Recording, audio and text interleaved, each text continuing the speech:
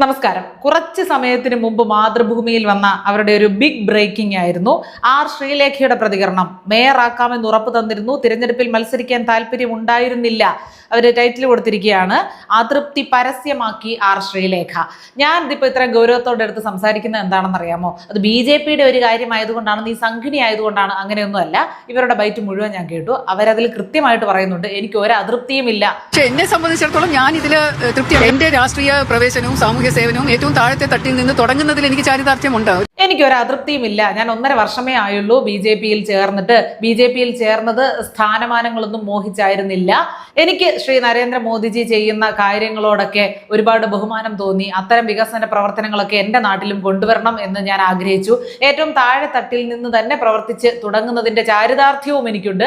തുടങ്ങിയ കാര്യങ്ങളൊക്കെ ഇവർ വ്യക്തമാക്കിയിരിക്കുകയാണ്. പിന്നെ ആർ ശ്രീലേഖ എന്ന വ്യക്തിയെ സംബന്ധിച്ചിടത്തോളം നമ്മൾ എന്നും കണ്ടുകൊണ്ടിരിക്കുന്ന രാഷ്ട്രീയക്കാരെ പോലെ എങ്ങനെ വിദഗ്ധമായിട്ട് വളരെ സേഫായിട്ട് കാര്യങ്ങൾ പറഞ്ഞു വെക്കണം, ബുദ്ധിപരമായിട്ട് അല്ലെങ്കിൽ കുബുദ്ധി ഉപയോഗിച്ച് എങ്ങനെ സംസാരിക്കണം എന്നുള്ള തന്ത്രങ്ങളൊന്നും അവർക്കറിയില്ല. അവരുള്ള കാര്യം ഉള്ളതുപോലെ പറഞ്ഞു, അതിനെ ചെകയുകയാണ്. കൗൺസിലറായി മാത്രം വന്ന് നഗരസഭയിൽ ഇരിക്കുക, അങ്ങനെ ദൗത്യമായിരുന്നോ പറഞ്ഞിരുന്നത്? നിങ്ങൾക്ക് എന്താ തോന്നുന്നത്? എനിക്ക് ഈ മാധ്യമപ്രവർത്തകരെ കുറിച്ചാണ് പറയാനുള്ളത്. നിലവിൽ ഒരുപാട് പ്രശ്നങ്ങൾ ഇവിടെ ഉണ്ട്.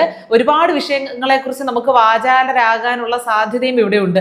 നിലവിൽ വേറെ പ്രശ്നങ്ങളൊന്നും ഇല്ല എന്നുണ്ടെങ്കിൽ നമുക്ക് പുതിയ പുതിയ പ്രശ്നങ്ങൾ ഉണ്ടാക്കി അത് വാർത്തയാക്കാം. പക്ഷെ വാർത്തകൾക്ക് ഇവിടെ ഒരു പഞ്ഞവുമില്ല. മുഖ്യമന്ത്രി ഉൾപ്പെടെയുള്ള ആളുകൾ വാർത്താ സമ്മേളനങ്ങൾ വിളിച്ചു ചേർക്കുന്നു, നിങ്ങൾക്ക് അറിയിപ്പ് തന്ന് നിങ്ങളെ വിളിച്ചു വരുത്തുന്നു. അവിടെ എന്തെങ്കിലും ഒരു ചോദ്യം നിങ്ങളുടെയൊക്കെ ഭാഗത്തു നിന്ന് ഉയരാറുണ്ടോ? ഒരു ചോദ്യം എഴുതി വന്ന് വായിക്കുന്നതല്ലാതെ ഒരു ചോദ്യം ഉയരാറുണ്ടോ? ഇങ്ങനെ ഏതെങ്കിലും ഒരു പ്രോഗ്രാമിൽ പങ്കെടുക്കാൻ വേണ്ടി ആരെങ്കിലും ചെല്ലുമ്പോൾ ഒരു വാർത്താ പ്രാധാന്യവും ഇല്ലാത്ത കാര്യങ്ങൾ, സമൂഹത്തിന് അല്ലെങ്കിൽ കേരളത്തിന്റെ നിലവിലുള്ള അവസ്ഥയ്ക്ക് യാതൊരു വിധത്തിലും ഉതകാത്ത തരത്തിലുള്ള കാര്യങ്ങൾ പൊക്കിപ്പിടിച്ച് അത് ബിഗ് ബ്രേക്കിംഗ് എന്ന് കൊടുത്ത് നിങ്ങളൊരു കുത്തിത്തിരിപ്പുണ്ടാക്കലോ അല്ലെങ്കിൽ മറ്റുള്ള പാർട്ടികൾക്ക് ഒരു രാഷ്ട്രീയ ലാഭം ഉണ്ടാക്കി കൊടുക്കലോ ഒക്കെ ആയിരിക്കും ഉദ്ദേശിക്കുന്നത്. പക്ഷെ ഇത് കാണുന്ന പൊതുജനങ്ങൾക്ക് ഇതിൽ നിന്ന് എന്ത് ലാഭമാണ് ഉണ്ടാകുന്നത്? എന്തെങ്കിലും നേട്ടമുള്ള വാർത്തയാണോ ഇതെന്ന് കൂടി നിങ്ങൾ ചിന്തിക്കണം. എന്തെങ്കിലും തരത്തിലുള്ള പ്രായച്ചിത്തം ചെയ്യാമെന്ന് ഉറപ്പ് നൽകിയിട്ടുണ്ട്? എനിക്ക് വ്യക്തിപരമായ ബുദ്ധിമുട്ടില്ല, അതുകൊണ്ട് പ്രായച്ചിത്തത്തിന്റെ കാര്യം വരുന്നില്ല. പുതിയ കൗൺസിലറായി തിരഞ്ഞെടുക്കപ്പെട്ട ആൾ, അവരോട് ചോദിക്കാൻ കഴിയുന്ന, ജനങ്ങൾ ആഗ്രഹിക്കുന്ന എന്തൊക്കെ ചോദ്യങ്ങളുണ്ട്, എന്തൊക്കെ ആശങ്കകളും സംശയങ്ങളുമുണ്ട്, അവയെ പറ്റിയൊന്നും എന്താ നിങ്ങൾ ചോദിക്കാത്തത്?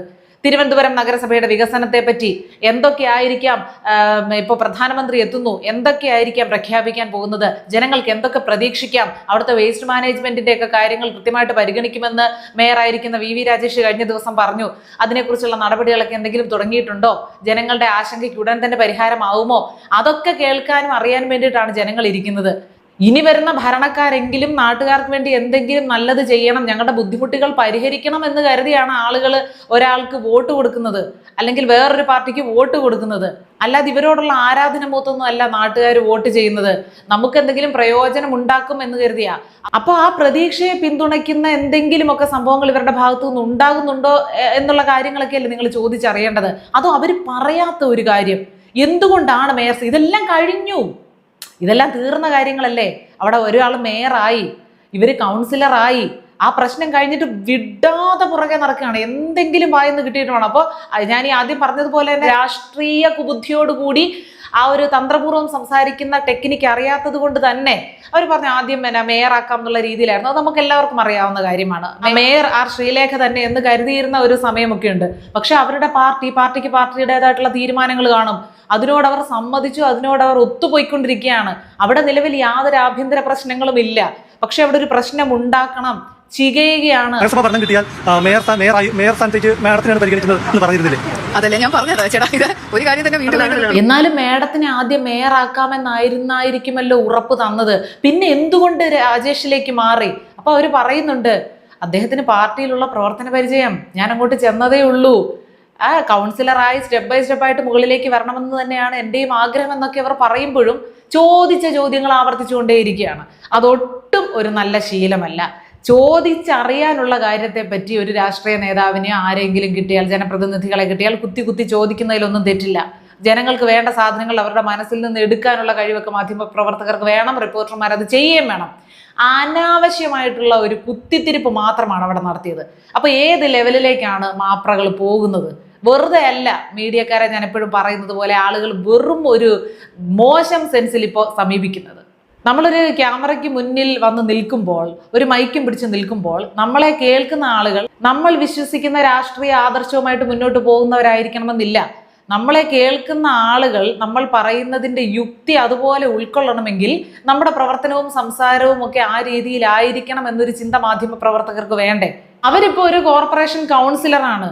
ഒരു കൗൺസിലർ എന്നുള്ള രീതിയിൽ അവരോട് ചോദിക്കേണ്ട ചോദ്യങ്ങളല്ലേ ചോദിക്കേണ്ടത്? ഞാൻ പറയുന്നത് ശരിയല്ലേ? ഒരു മുഖ്യമന്ത്രി വാർത്താ സമ്മേളനം വെക്കുമ്പോൾ അദ്ദേഹത്തിന് വായിക്കാനുള്ളതെല്ലാം വായിച്ചു കഴിഞ്ഞ് കേരളത്തിന്റെ മുഖ്യമന്ത്രി ജനങ്ങൾക്ക് വേണ്ടി ഇനി ചെയ്യേണ്ട കാര്യങ്ങൾ, ശ്രദ്ധിക്കേണ്ട കാര്യങ്ങൾ, ജനങ്ങൾ പ്രതീക്ഷിക്കുന്ന കാര്യങ്ങൾ, ഇവയൊക്കെ പറ്റിയല്ലേ നിങ്ങൾ അങ്ങോട്ട് ചോദ്യം ചോദിക്കാനുള്ളത്? അല്ലാതെ പിണറായി വിജയന്റെ വീട്ടിൽ ഇന്ന് അയലയാണോ മത്തിയാണോ കറി വെച്ചതെന്നല്ലല്ലോ നിങ്ങൾ ചോദിക്കുന്നത്. അപ്പോൾ ഓരോരുത്തരുടെയും പൊസിഷൻ, അവരുടെ ഔദ്യോഗിക പദവിയെയാണ് അവർ ഓരോരുത്തരും പ്രതിനിധീകരിച്ചുകൊണ്ട് നമ്മളോട് സംവദിക്കുന്നത്. ആ സമയത്ത് ആ രീതിയിലുള്ള ചോദ്യങ്ങൾ വേണം അവരോട് ചോദിക്കാൻ.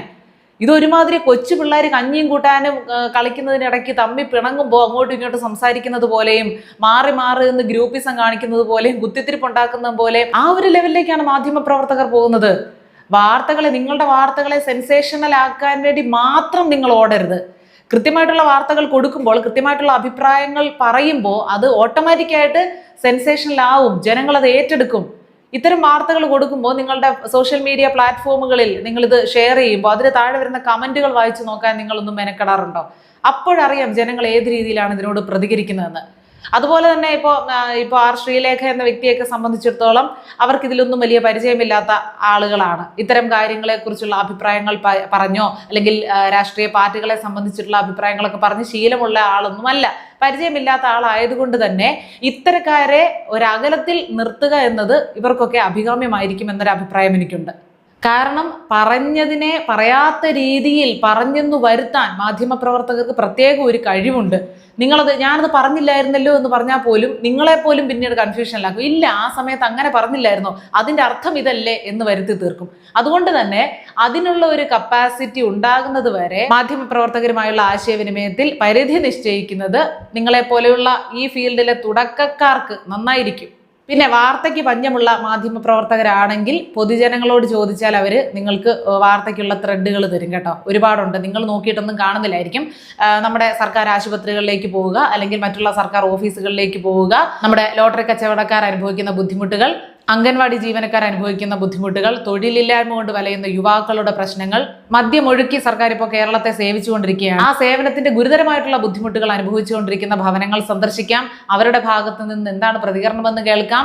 കഴിഞ്ഞ ദിവസം റിപ്പോർട്ട് വന്നല്ലോ, കേരളത്തിലെ ശിശു ജനന നിരക്ക് വളരെയധികം കുറഞ്ഞുകൊണ്ടിരിക്കുന്നു. അടുത്ത 25 വർഷത്തോടെ വളരെയധികം കുറവുണ്ടാകും. എന്തുകൊണ്ട്? ഇവിടെ വിവാഹങ്ങൾ വേണ്ടെന്ന് വെക്കുകയാണോ, അല്ലെങ്കിൽ കുഞ്ഞുങ്ങളെ വേണ്ടെന്ന് വെക്കുകയാണോ? അതിനുള്ള കാരണം എന്താണ്? ആത്മഹത്യാ നിരക്ക് കൂടുന്നു, അതിനെന്തെങ്കിലും പരിഹാരമുണ്ടോ? ഇങ്ങനെ ഒരുപാട് നോക്കുന്നതും കാണുന്നതും എല്ലാം വലിയ വലിയ പ്രശ്നങ്ങളാണ്. വിലക്കയറ്റം കാണുന്നുണ്ടോ നിങ്ങൾ? മനുഷ്യരുടെ ജീവിക്കാൻ പറ്റാത്തൊരവസ്ഥ, ലോൺ എടുപ്പ് കൂടുന്നുണ്ട്, വരുമാനത്തെക്കാൾ ഇരട്ടിയിലധികം നമുക്ക് ചിലവുകൾ വരുന്നു. ഒരു വീട്ടിൽ 1 ലോണോ 2 ലോണോ ഇല്ലാത്ത വീടുകൾ കേരളത്തിൽ ഇല്ല. കുട്ടികളുടെ വിദ്യാഭ്യാസ ചെലവ് കൂടുന്നു. ഒരുപാട് പ്രശ്നങ്ങളുണ്ട്, ഒരുപാട് പ്രശ്നങ്ങൾ. നിങ്ങൾ ഇറങ്ങിച്ചെന്ന് അതൊക്കെ ഒന്ന് തപ്പി കണ്ടുപിടിച്ച് വാർത്തയാക്ക്.